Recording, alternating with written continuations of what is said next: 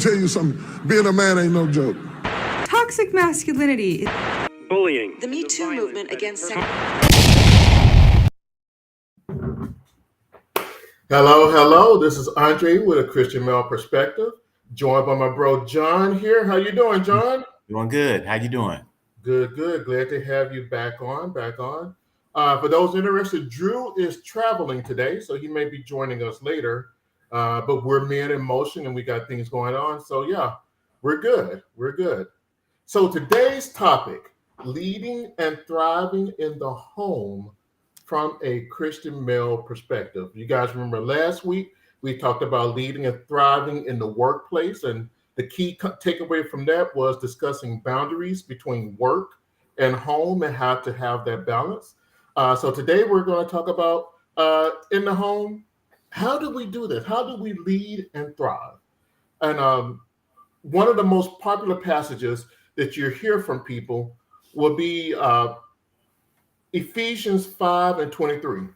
And this is the way we take it is the role of the husband. This says, for the husband is the head of the wife, as Christ is the head of the church, his body, of which he is the Savior. So, John, in your mind, what is this idea of headship? And is it the same as leadership? Do we get those things mixed up? What are your thoughts on that? So being a head has a lot of responsibilities as far as being a man in the household. And I believe for me, it's just not financially, it's spiritually, mentally, and also developing that legacy within your children and your family, teaching them independence, leading them to be independent, leading them to be successful in life, leading them to carry on the values that you instill in them. So I believe headship is basically leading your family to success, independence, spirituality, and mental healthiness. So for me, it's my job to enhance, my wife's, her success through me, to enhance my children's success through me, to show them the way that they should walk, the way that they should talk, to be the example, to teach them how to survive in this world the right way, spiritually, to guide them spiritually as the head of the household. So it has a lot of responsibilities as far as the family goes. And I believe that when you're in that position, of headship, that you're responsible for basically those members in your house, no matter who it may be, you're responsible for them. So, and when I say responsible, like I said, it's not just financial. It's more than that. So I think when we talk about headship, that is one difficult process, and you have to be, spiritually driven before you can even do it. I agree. It it's such a daunting task, to carry everybody. It can be, stress you out at sometimes. It takes a lot. So you're going to have that spiritual backing in order for you to flow the way you need to flow. Because like I said, all the things that we talked about in the past, and we talked about the leadership, we talked about spirituality, we talked about mental health, we talked about all these things. The truth is that you're the example when you're the head of your house. So the weaker you are, the weaker your house is. The stronger you are spiritually, the stronger you are, using God's connections, the stronger your household is. So that's just an example of, where our power should come from, and how that power from God comes through us, and how it should come through to our family. It's the heavy is the head that wears the crown, right? Yeah.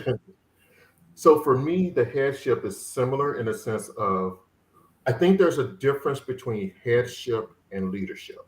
Mm-hmm. And a lot of times we say men are the leaders of their home, right? But what I think we're really meeting is this concept of headship. And here's how I distinguish.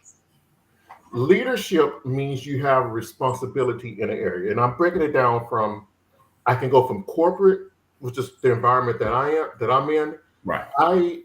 In corporate America, I am a technical leader, typically of a team. Sometimes I'm the architect, so I'm responsible for designing the overall picture. So on my team, I'm the technical lead. I'm responsible for making sure that the system is designed technically correct. We actually have a project manager who's the head. So I actually report up to the project manager. If something is going on, if something is off kilter, the client goes to the project manager, who's the head. And then that project manager will come to me and ask me questions and give me feedback, and let me know what I need to do if there's a situation or so forth. And to me, there's a difference.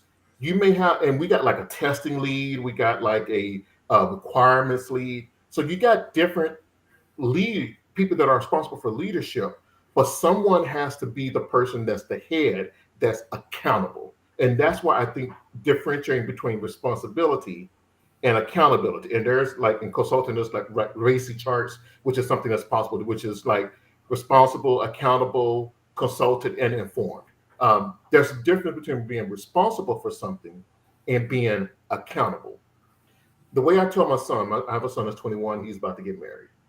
Right now, if something was to happen to him, yes, he's an adult and there's a lot he would have to bear.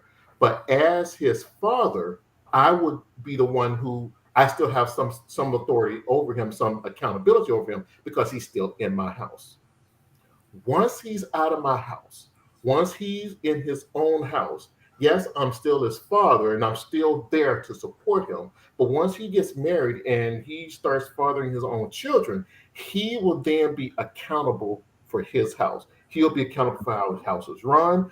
If something goes on, and if he has a 15-year-old son or daughter, they get in a car accident, they're going to come to him. Yes, they're going to come to both parents. But he, in a lot of this, is going to carry a lot of the weight and responsibility of dealing with that. I have a daughter who's 16. She got in a car accident. What did they do? They called me as her dad. I was the one who has to pay out of pocket. I was the one who was held accountable by law to make sure that whatever restitution needs to be made, whatever repair, I was the one that was held accountable for that. And I think that's how I would differentiate the two, headship versus leadership. Similar, but difference in that. So for me, I believe the husband is the head. They're the one that's accountable. When something has to get stood up, they're accountable. That's my job as a husband is to be out, be in the front line. If something goes wrong, I'm the one taking the bullet. If something needs to be done, I'm the one that's out there and putting it on my shoulders. And yes, it's heavy is the head that wears the crown Right. because it comes with not. And we talk about Uncle Ben and Spider-Man with great power come great responsibility. To me, that's what being a husband is all about: is taking on that responsibility, that responsibility, and using it for the betterment of your whole family. And I think God really does a great example.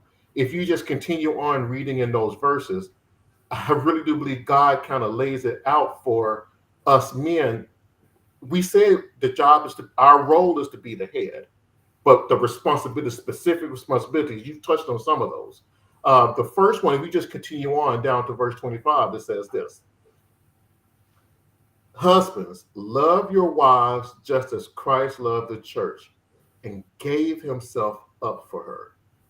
And to me, that is plain as day, is talking about a husband being a protector and this concept of self-sacrifice.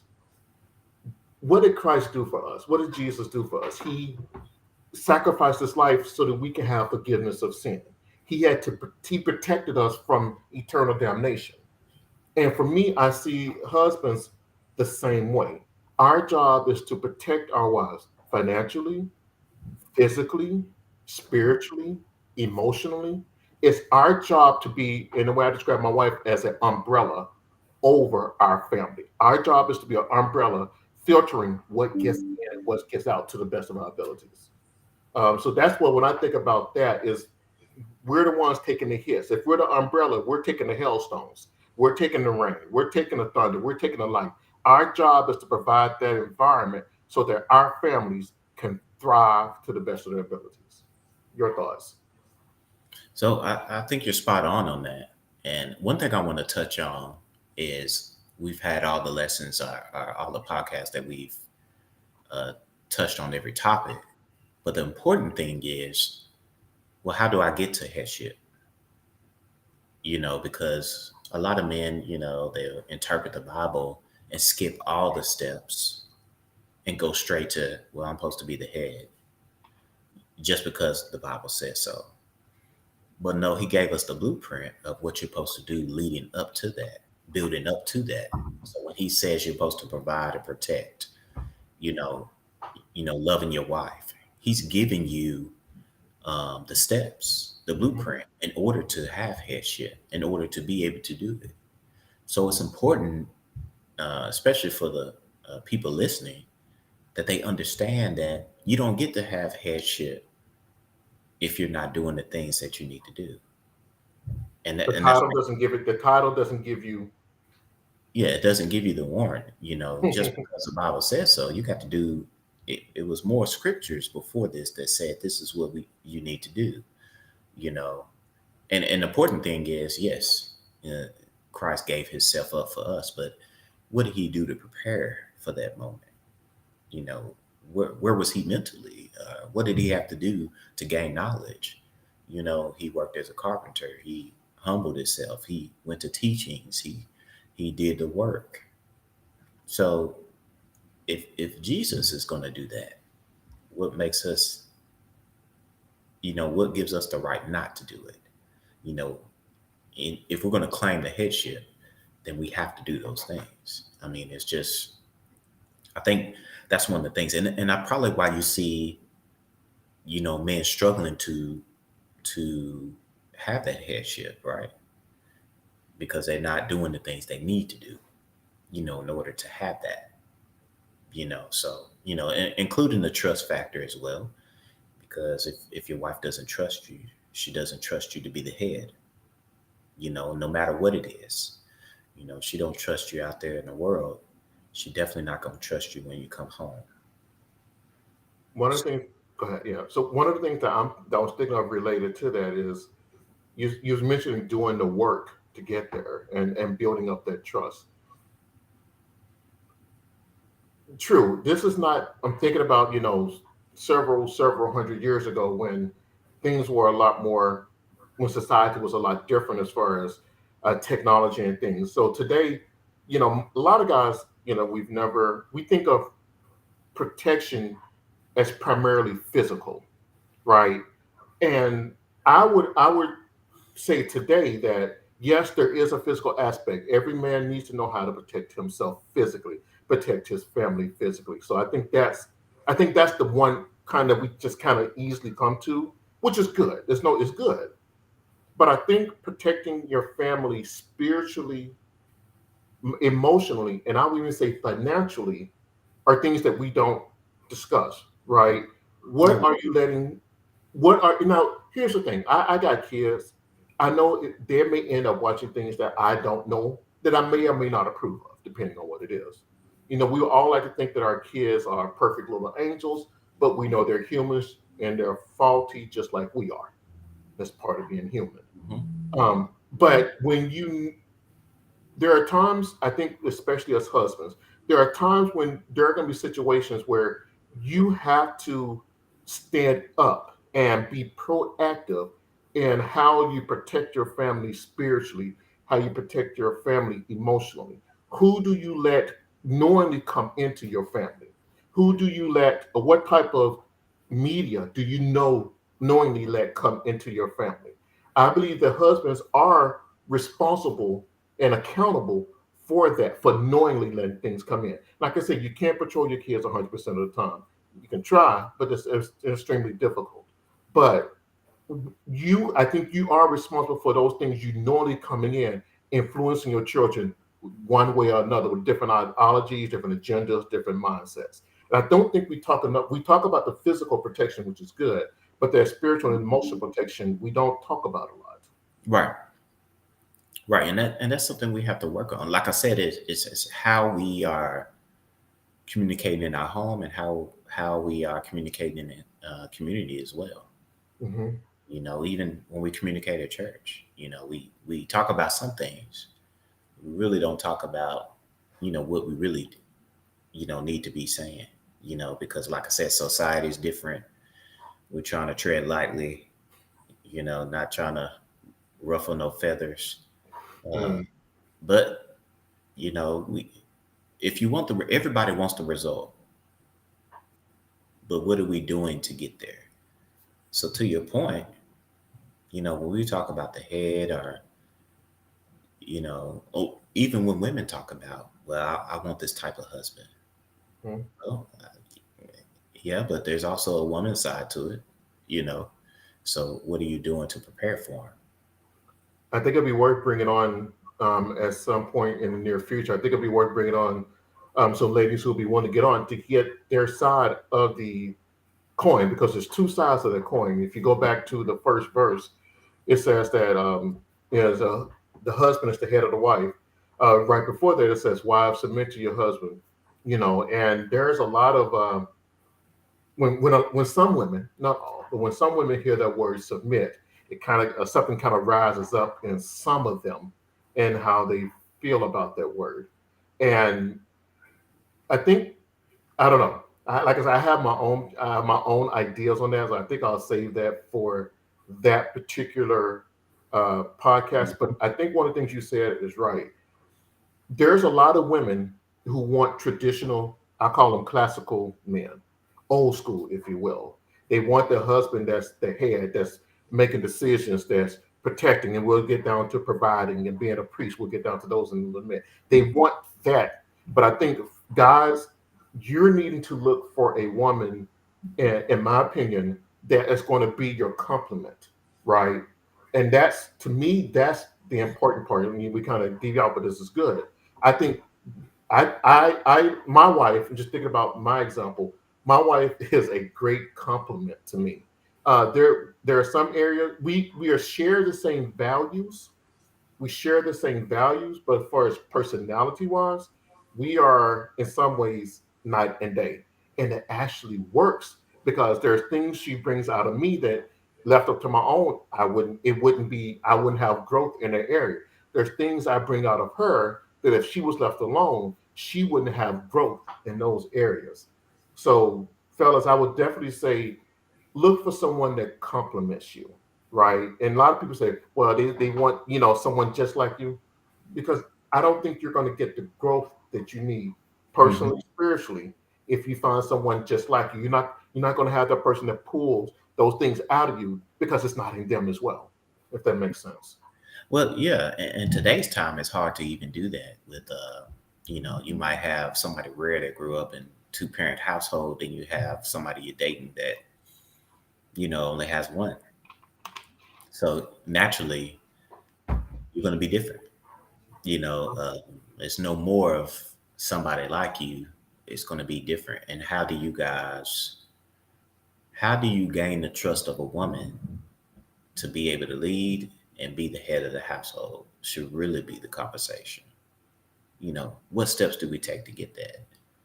Or what is a woman, what is she looking for to allow us? Because I think the submission word is interpreted different, because the way we use it. Usually when you talk about submit, you're talking about a submitted wrestler that does his finishing move, taps you out, and uh, could be a sign of weakness. But that's not really what the meaning is. I agree. I When agree. they say submit to your husband, all they're saying is follow your husband. Follow your husband. And like I said, the husband has to show those things, protector, provider, spiritually driven. So he's getting his direction from God. And so the wife is following him, the trust factor.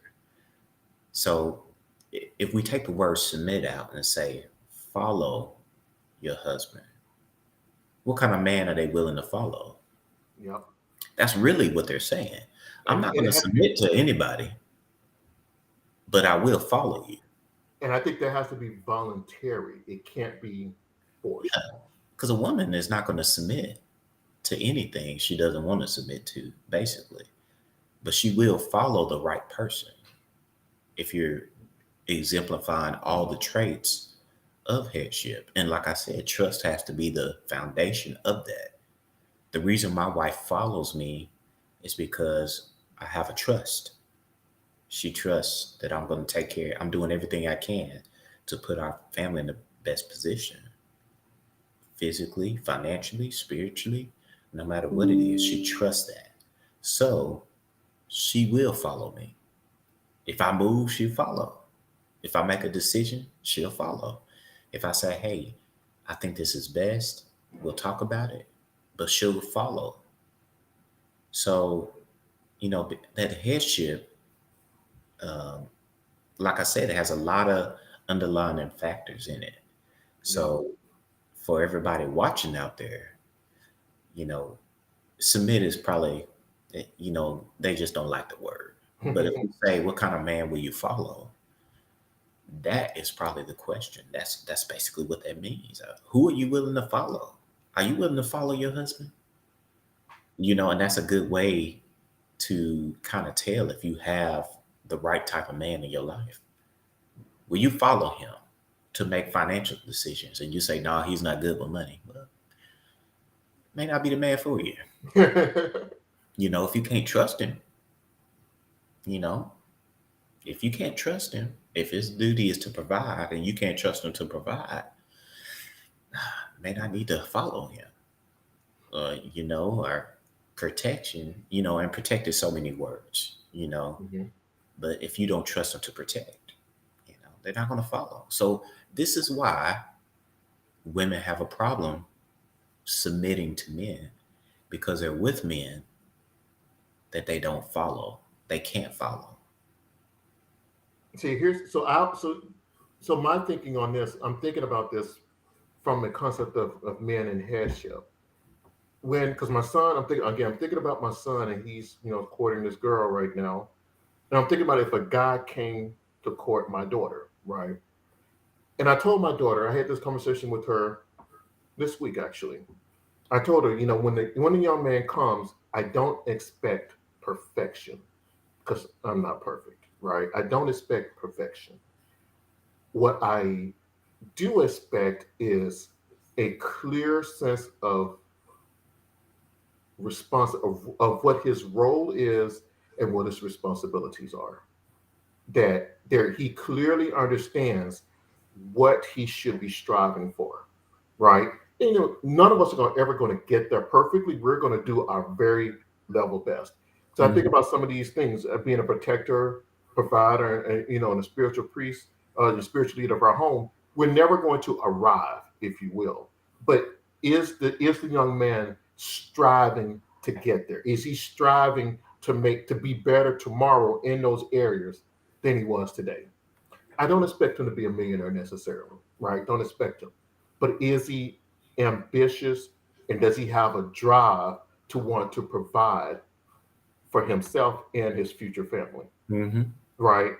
And that's what I'm looking for. My son, he should have a drive and a desire to provide for himself and his future family, right? And that should be, he should have that coming in. If he doesn't have it, what does he need to work to get that in him? You know, and I'm okay with that. But to just say I don't have it and it's okay, that's where I usually start running into problem with people. It's like, well, I don't have it, and everybody should just accept that. No, that doesn't sit well with me. Right. And like I said, um, we just have to we have to understand the whole dynamic of the picture, you know, and why it's so important to have these series and talk about that. Mhm. Because it's not only the duty of the male to be the headship, the woman is more influential in headship than the man is. Because A good woman can build you up a or good tear woman you can build up, and a good woman decides if she will follow the man down. in the beginning. Mhm. In the beginning. So, and that's when we talk about the choices that they make. They're looking at things and not looking at those things, not looking at those habits. Does he have a drive early on? Is he doing those things? How does he treat his mother? Mhm. You know, how's his work ethic? Those are things that a woman should be looking for. And I You think know, it's go ahead. and I think that's one of the things that, when women say, well, I'm looking for the right man, but are you really scanning them like you should be? Because it might disqualify somebody that you think you like, but you may not want to do that. You might want to be with him and then force him to be something he's not. That Because usually he's doesn't end never well. been. He's never been, right? So when women say, I got with this guy and he's not what I thought he was, he's not showing any initiative, he's not showing any drive. He was the same person back then.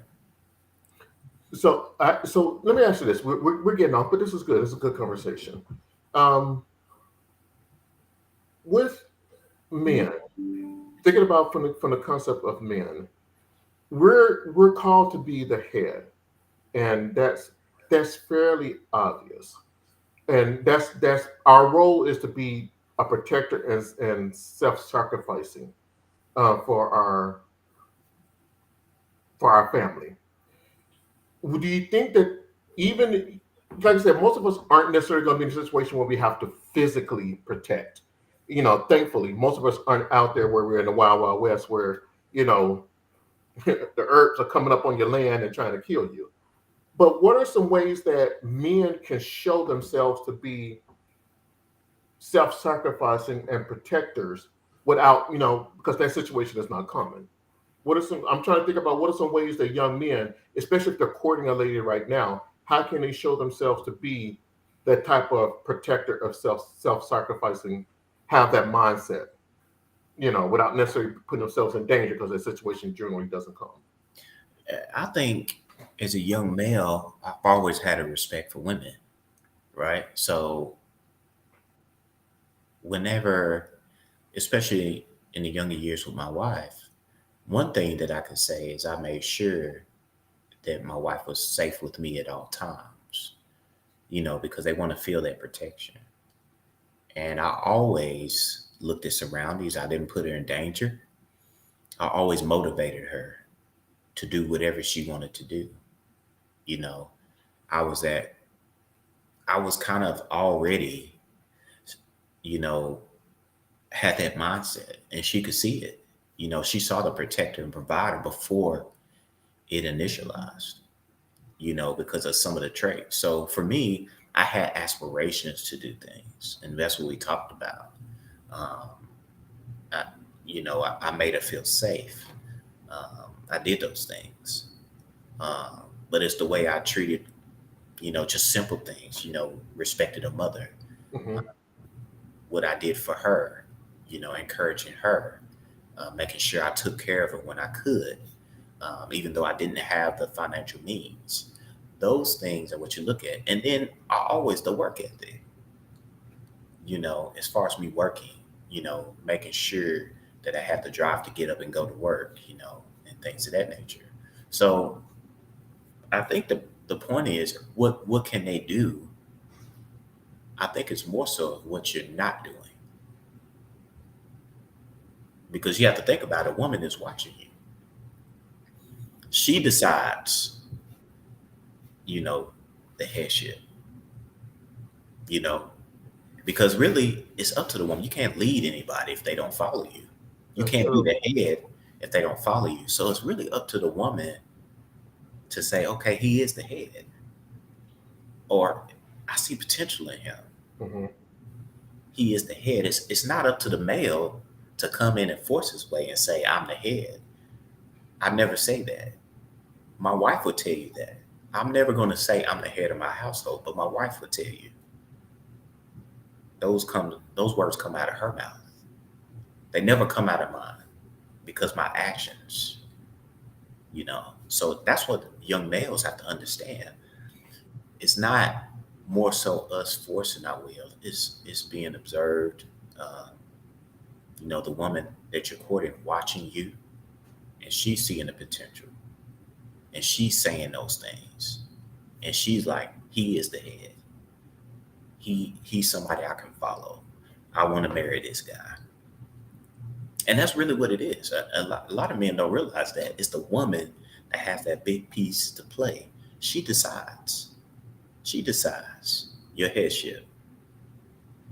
Because she doesn't have to play ball with you. You could be in the same house and she don't follow you at all. Then you have no headship. You don't have any influence of what your kids do.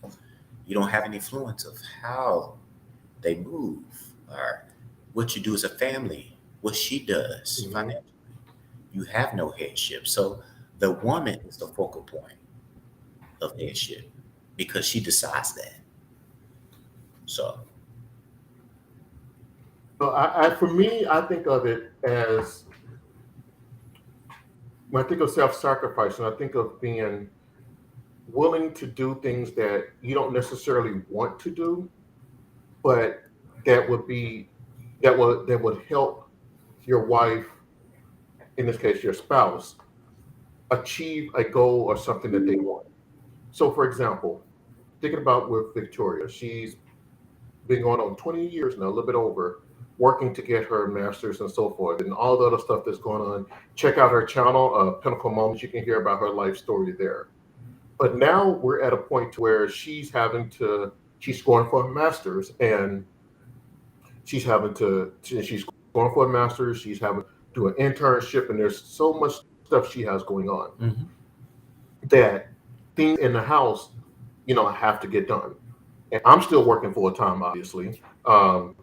So there's that. So there's that. So it come to a point for me, and I think of protecting. I'm thinking about the call that God has on her life, and as her husband, part of my job as a protector and self-sacrificing is making out dinner menus, right? Helping make out the lunch menus, helping her order groceries so it doesn't all fall on her. Doing laundry, she's having to go to school, then go to work and so forth. I'm working from home. I take 5 minutes to go put laundry in, change laundry. That's so for me, doing those things practically. There's in the Bible that it says the wife does laundry and the husband mows the lawn. It does say that women take care of their home, no doubt, but it doesn't. I don't think it gives specifics enough in there, and I could be wrong. Please let me know. But this doesn't say anything where the husband can't help with laundry, can't help with cooking. Because if we want to get those things done, like I said, my wife, she stayed home with the kids she homeschooled the kids. So she put a lot of effort into the kids when they were younger. Now that they're older, she wants to go out. She has aspirations and dreams. My job as her husband, as long as we have our goals written up here that no one can see, but we have our goals. And we have family goals and we have individual goals. So she helps me with my individual goals. I help her with her individual goals. And that means we have to sacrifice right. in order to make that happen. You can't get everything at once. So the person says, I want it all. You can't get it all at one time. But as a husband, I sacrifice time, I sacrifice, energy to help her achieve some of those goals. So I think that's something definitely that a young man, if he's courting a lady and they're past the infatuation stage and they're in the, okay, I'm serious, I think potential marriage, being able to support her goals and her supporting your goals, I think is a good litmus test, if you will, right? Mhm. If she's not supporting your goals, if they're honorable goals, she's not willing to help support it in some way. I'm not saying all the things a wife does, but in some way, you may want to, if as a guy, you may want to be mindful of that. As a Right. lady, if he's not willing to support your goals, I'm not talking about as a husband all the way, but if there's things that he can do as your boyfriend that would help you with your goals, and he's not willing to do that, if it's a reasonable thing that you're asking, you might want to look at that, because that when you get married, don't just expect that to change all of a sudden. Right. Yeah. So I think we've hit, going to the second responsibility of a husband, priest, and spiritual leader. We've touched on this a little bit. It says here, to make her holy, this is Ephesians 5:26, to make her holy, cleansing her by the washing with water through the word. So we talked about being a spiritual leader. Is there any particular aspect you want to jump in on that? I think that's the most important thing, because the word is where you get your ability to have headship. Like I said, that's the blueprint in the Bible, and it also is the way of life, right? Because you need it. You need the word. You need a guideline, to deal with this world that we're living in today. You definitely need it. So it's the most important thing, and it's important because if you don't have the word and you don't lead that Christian life, things in the world can confuse you. Mhm. And if you don't know it for yourself, if you don't understand how you should be living, just because you go to church, that doesn't, you might be getting the wrong teaching. You might have somebody that's not, you have to have it embedded in you, Yes. whereas naturally you can do it at home.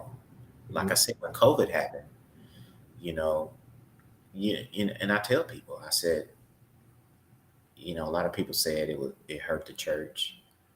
But really, look at what Jesus did to the temple. Why did he destroy it?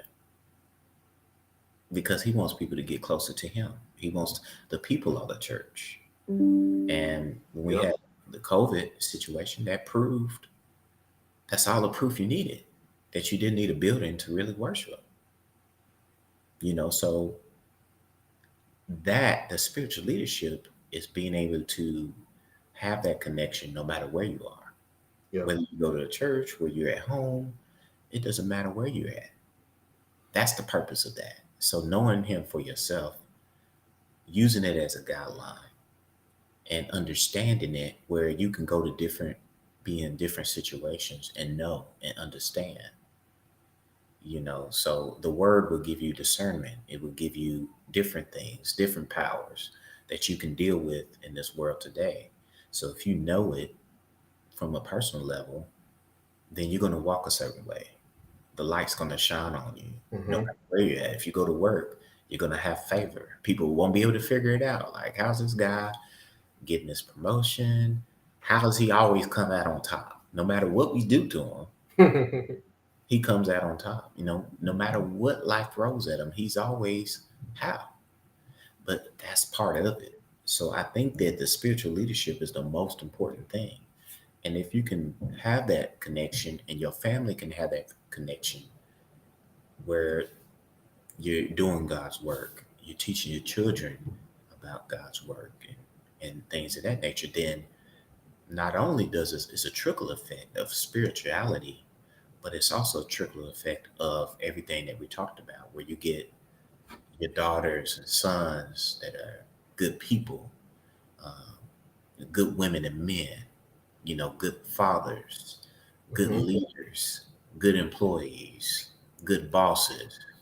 It kind of takes you all through those patterns of life.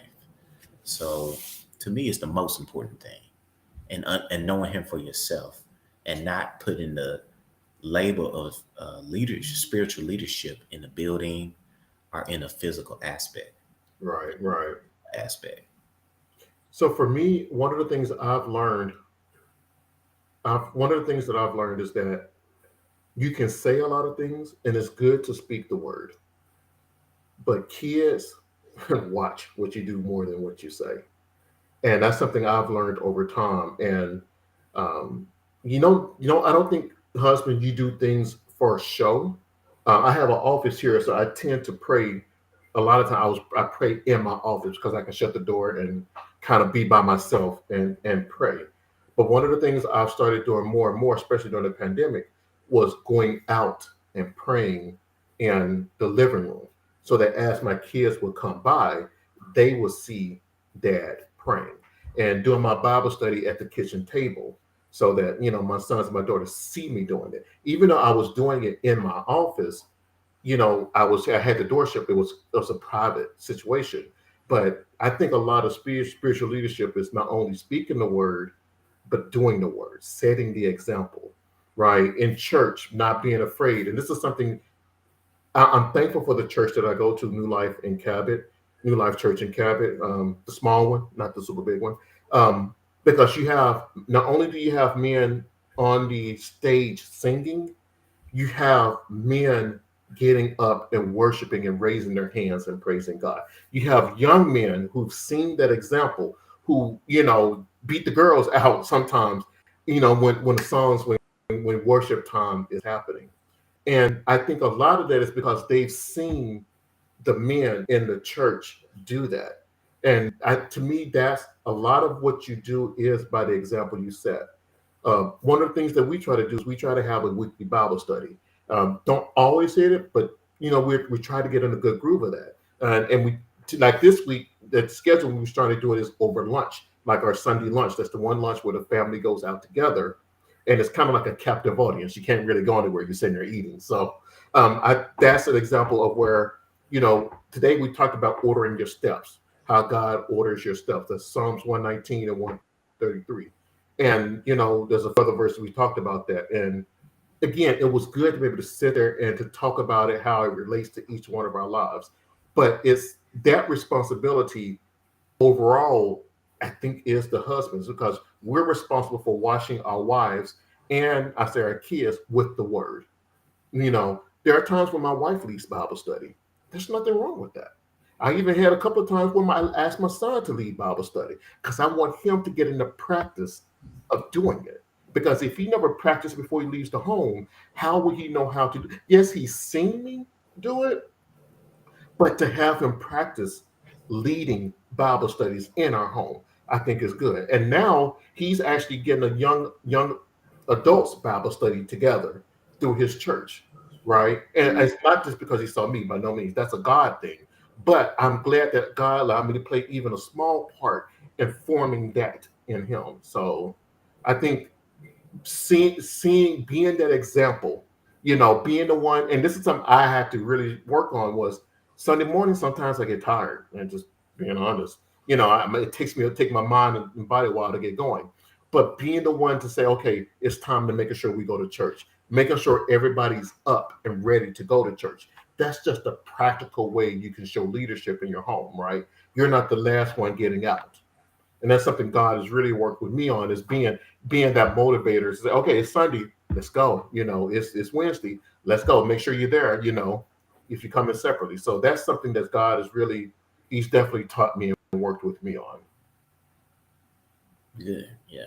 I think that's spot on. So Cool. Let's last one. This is from Ephesians 5.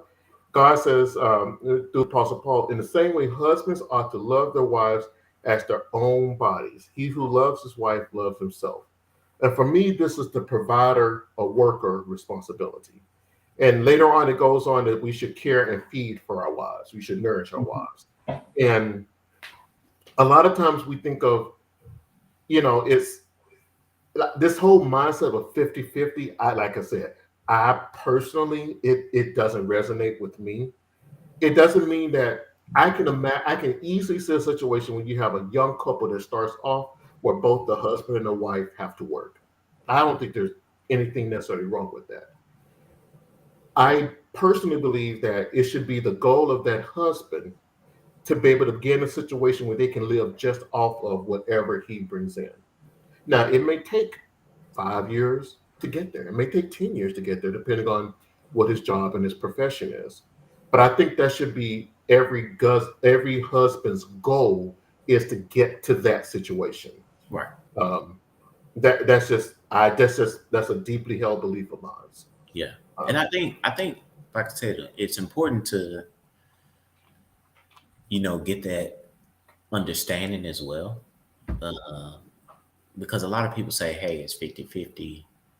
Like, we're still skipping over these steps, you know, because, be honest, if you married somebody and you've been a leader, what if I put my wife through med school and I worked hard and she didn't have a job and now she's a doctor, making way more than Hmm. me.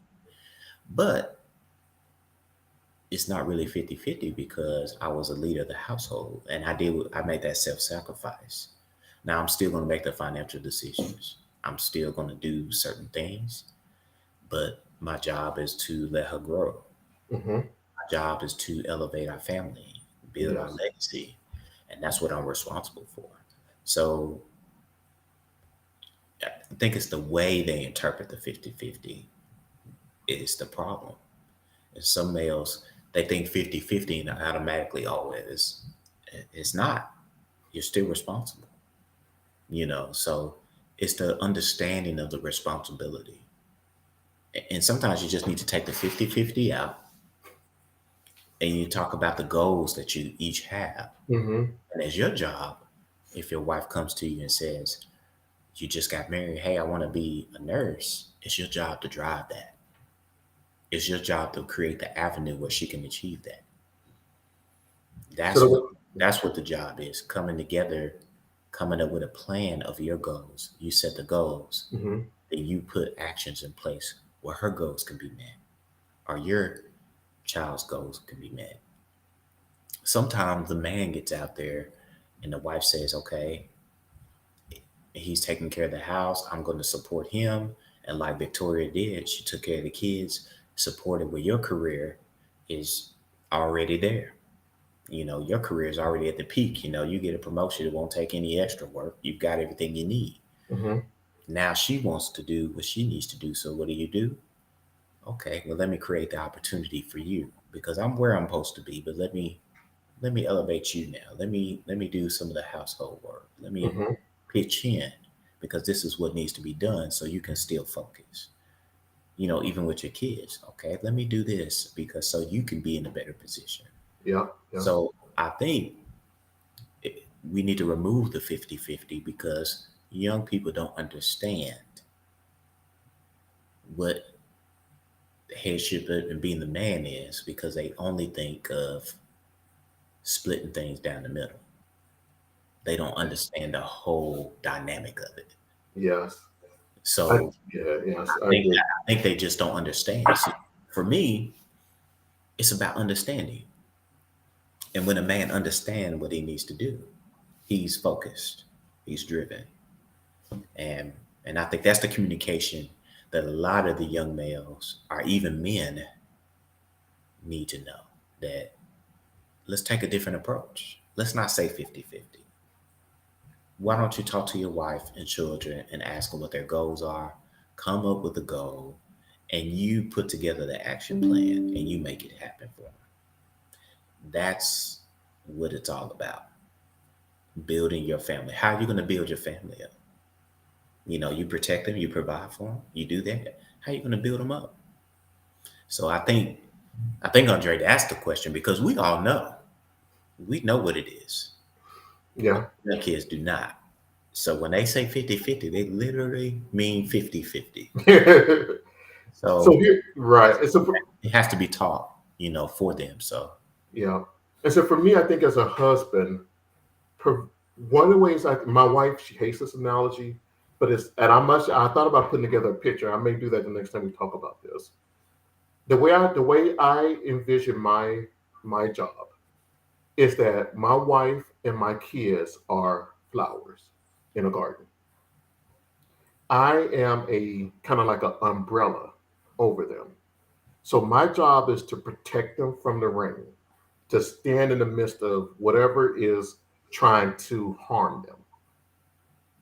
I need to let certain things through that's going to nourish them, right? And the things I let through, I let the water through, the rain of God. I let His Spirit through. I filter out the a lot of the social media nonsense, a lot of society nonsense, and try to filter those things out as best as I can. Let the Son, Jesus, let the rain, the spirit through so they can nourish, they can grow. All the while protecting them from the hail and the thunder and lightning and the wolves and all the other things that are trying to get them. Hmm. So they can grow like flowers and bloom and prosper and be their very best life. That is part of my job. And yes, part of it is putting together action plan. When they got goals and they want to go left or right, how do I help them choose, do that? Helping my son write his resume, putting together cover letters, right? Helping my wife with her nutrition and her eating and her working out, going to the gym with her, even though it's not the gym that I want to go to. Like we go to two different gyms. She has one that it's more machines and more fits what she wants. They have like a little circuit area. She really enjoys that. So there are times because I want her to feel supported that I'll go to that gym and I'll find something to do there, Right. And Hmm. it's not again, not because I like, but because if that's helping her better herself, that's a small sacrifice that I can make, once a week, so that we can spend time together, even though we're not necessarily working out together, helping her, like, encourage, let's go, because I'm going with you. And that's to me, that's what a lot of the headship and the provision and the protecting is all about. So cool things. Um, Last thing, talking about this, do you think there's a sense of lack of ambition and competitive nature in men today, in young men? Is there like, do they think about competition differently than the way we thought about it in the past? I don't think so. I think they think about competition and what they want to compete in. I don't Okay. think family is a number one priority to young men today. Hmm. I think when you talk about competition, they do have the drive because you put a kid that wants to be in the NBA, he's got plenty of drive and initiative, or if he wants to go to the NFL, plenty of drive and initiative. Wants to be a rapper, plenty of drive and initiative. But who's focused on being a good person and a good husband? I haven't heard that. Who's focused on, and that's probably why we have so many problems. Who's focused on being a good man? Hmm. Nobody says that anymore. Hey, I'm focused on being a good man, a good husband to my wife, you know, It's not a goal that they have. That's not a a goal good, a lot of young men have. a good father. Uh, Hmm. How many people have said that? It's my goal to be a good father, but how many men actually say, I want to be a good father. I want to be a good husband. I want to be, a good role model. I want to be, how many people say that? Good So point. I think they have drive in what they want to have it in. And it's not what we need to have it in because all the other stuff comes. If you're a good man, you get opportunities. If you're a good husband, you have a beautiful home. If you're a good father, you leave a legacy and financial wealth because your kids elevate. Mhm. So without those three things, then it's hard to get it. Yeah. So maybe it's much as not as a lack of job, but the things that they're focused on. Mm-hmm. Maybe that's Laser what it is. focus. Maybe that's what it is. Maybe that's what it is. All right, man. This is it's been a good conversation, and we're coming up on the 1 hour. Anything to kind of wrap it up from your point of view? I got a couple of thoughts, but I'll give you the first crack at it. Well, the only thing that I say for people listening out there, make sure you follow the blueprint. Uh, for all the ladies out there, ask yourself if the man that you're with, if you're willing to follow him, so you can make the right decision early than later. And you know, young men, young couples out there, have the understanding. Understanding what his role is, Mhm. understanding the future that you want your family to be in. So that's what I say. So I hopefully somebody get something from this message today. So Amen on that. I would second that. And for guys, I would say being the head is not about necessarily just having authority, but being a head is about having the accountability, mm, having not just responsibility to make sure things work, but the accountability where things go left or right or wrong. And that with that power comes, that it comes with a lot of self-sacrifice, right, because there are going to be times when you're going to have to step up, even in things that you don't want to do. You're going to have to step up, that's right, and it's not an easy road, but it is an honorable road. that's right. Excuse me. All right. So this is Andre from a Christian male perspective. Will be joining us next week as we're going to be talking about leadership and thriving in the community. How can we've talked about the workplace, we've talked about the home. What about the community? How can we get out and push people in the community as Christian men? So we're definitely looking forward to that. And yeah, this is Andre from a Christian male perspective. Stay sharp, fellas. Stay sharp, ladies.